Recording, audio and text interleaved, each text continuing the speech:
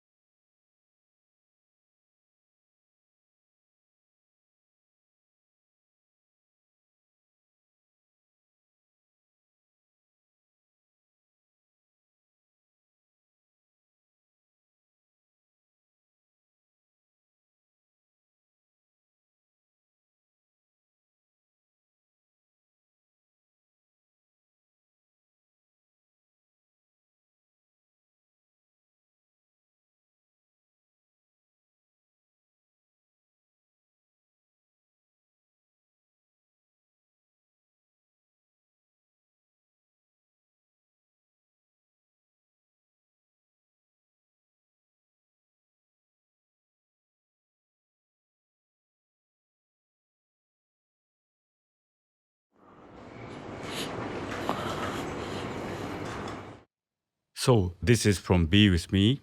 It's a very, like a better word, sad scene. This old man finally recalls what he did before to his wife, who had been suffering from illness for a long time. He gave her euthanasia. So that memory he's recalling, I was thinking myself, what kind of sound would that be remembering such a tragic memory? Then I thought, I don't remember sound. So I use this long silence to emphasize his character's apathy or blankness of emotion or mind as he recalled this traumatizing moment. As I said before, I'm very lucky and thankful to Eric that even from the first collaboration, he gave me such a free hand to do such a drastic, unconventional methods in the feature film. To speak of feature film, it had to be feature film to have this effect actually. I can't really think of other media that allow us to do this. This is an explanation of dead air.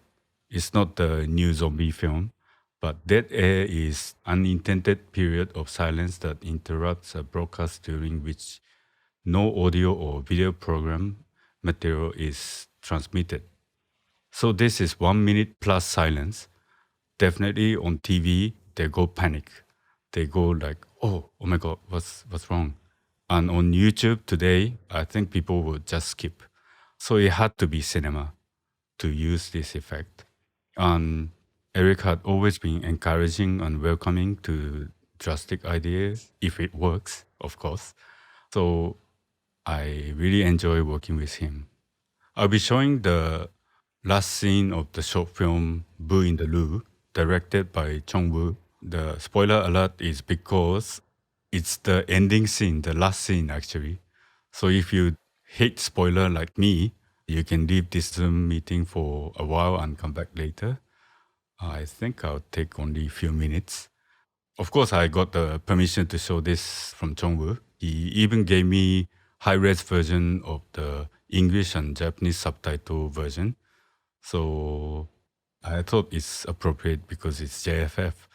Most of the example I had been showing from working videos, which is unfinalized videos, which is very rare opportunity to present to you guys.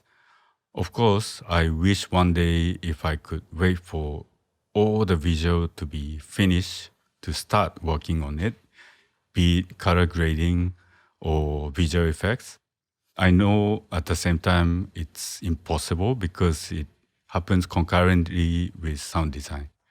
But then again, I should look at the bright side. I have something to look forward to for the premiere screening. So, okay, let's take a listen to Boo in the Loo. No, there's police, an ambulance. What happened? Some food delivery guy got knocked down. I saw the blue tent.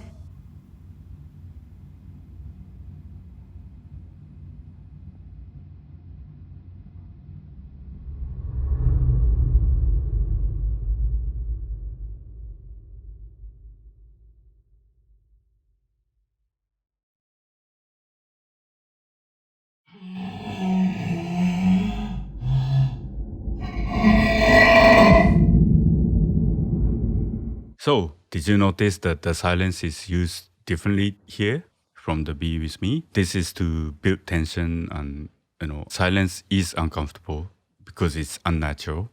In our environment, it can be quiet, but there is sound all the time, unless if you are in very specially designed studio or what. This is another example of psychological effect in a sense, but it's sometimes used in a realistic purpose, like Space Odyssey 2011, 1968 Stanley Kubrick film, and Gravity by Alfonso Cuarón, 2013. Those are set in outer space, so, except for George Lucas's outer space, there's no air molecule to vibrate to travel the sound. So it's basically silence.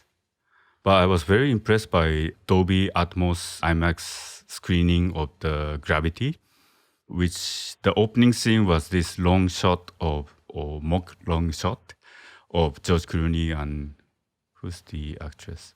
Anyway, in outer space, they're only communicating via radio, but the Atmos surround sound. Camera was near the Sandra Bullock, and the George Clooney had been keep on moving in the screen. And we hear him from the perspective of where he is. And I was very impressed by that, and it sounded so good with the camera movement and all that.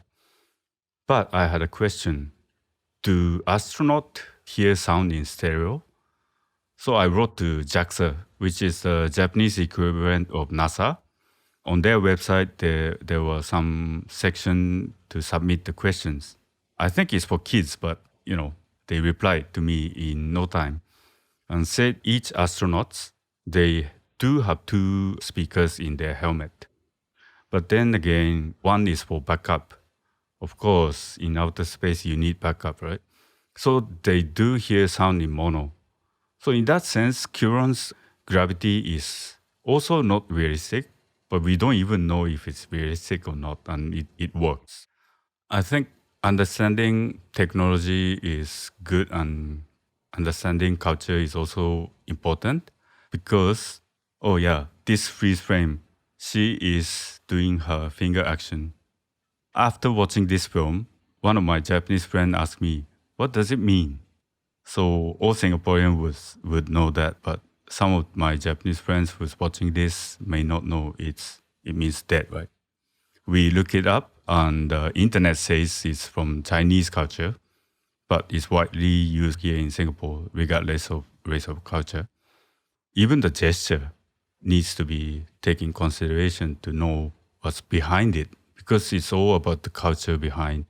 So it's good to understand, and I once in a while need to ask director, like, what does it mean? What does that scene mean? And usually they are very open to share those, all the time actually, share with me the thoughts. So having said that, film making is always a collaboration work, and each and every specialist from each and every different departments take, like who or what they can do for the film.